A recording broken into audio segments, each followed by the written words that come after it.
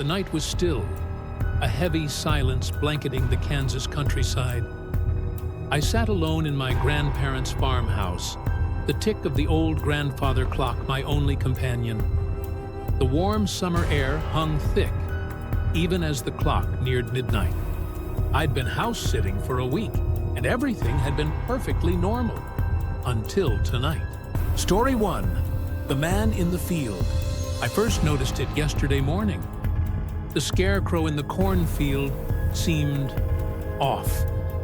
I couldn't quite put my finger on it, but something about its posture had changed. I shrugged it off, attributing it to the wind or my own imagination.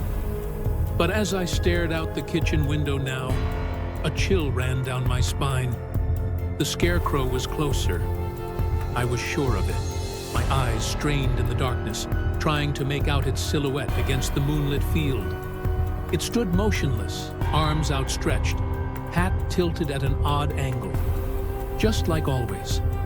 And yet, not. I blinked hard, willing my eyes to adjust. When I looked again, my breath caught in my throat. It had moved.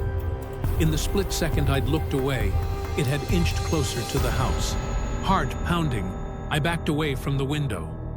This was impossible. Scarecrows don't move. I was letting my imagination run wild, that's all. I forced myself to take deep breaths, counting slowly to 10. When I felt calmer, I approached the window again, determined to prove to myself it was all in my head. The scarecrow was gone. Panic gripped me as I scanned the field, searching desperately for any sign of movement. And then I saw it. A figure, hunched and misshapen, shuffling through the corn, coming straight for the house. Its movements were jerky, inhuman. And as it emerged from the field, I realized with horror that it wasn't a scarecrow at all. It never had been. Story 2. The crawl space. The first night I heard it, I thought it was just the pipes. Old buildings make strange noises after all. A faint tapping, barely audible over the hum of my laptop. I was pulling an all-nighter, trying to finish a paper for my morning class. By the time dawn broke, I'd forgotten all about it. The second night, the sound was louder. A distinct knocking, coming from somewhere beneath the floorboards. I paused my music, straining to listen. It stopped almost immediately, leaving me to wonder if I'd imagined it. Sleep deprivation can do strange things to a person's mind. On the third night, I couldn't ignore it anymore. The knocking had become a rhythmic thumping, insistent and unnerving. I paced my small apartment, trying to pinpoint its source. It seemed to be coming from everywhere and nowhere at once.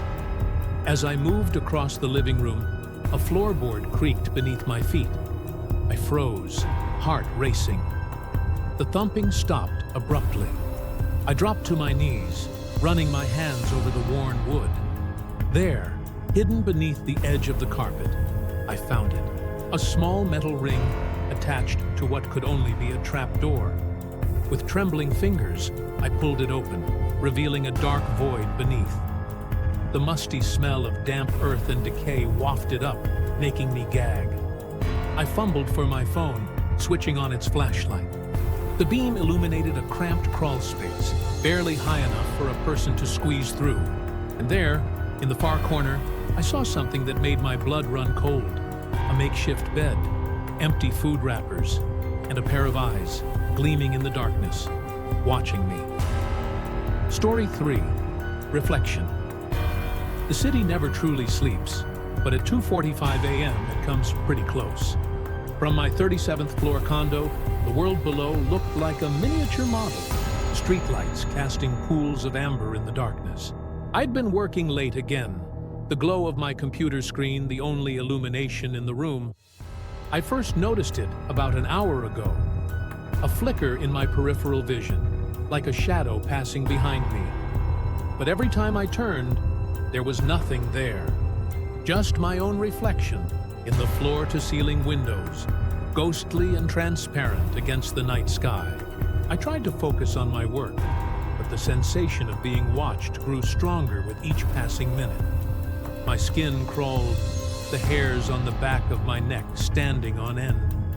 I found myself glancing over my shoulder more and more frequently, half expecting to see someone standing there. And then I saw it. A movement in the window's reflection, quick and deliberate. Not the vague shadow I'd been seeing before, but something solid, something real. I spun around, heart pounding. The room behind me was empty. Slowly, I turned back to the window. My own face stared back at me, pale and wide-eyed with fear. And then, ever so slightly, it smiled. But I wasn't smiling. The reflection's grin widened, revealing teeth that were too sharp, too numerous. Its eyes, once a mirror of my own, began to glow with an otherworldly light. I stumbled backward, unable to look away, as the thing in the window pressed its hands against the glass, leaning forward as if to step through. I blinked, and in that fraction of a second, it vanished.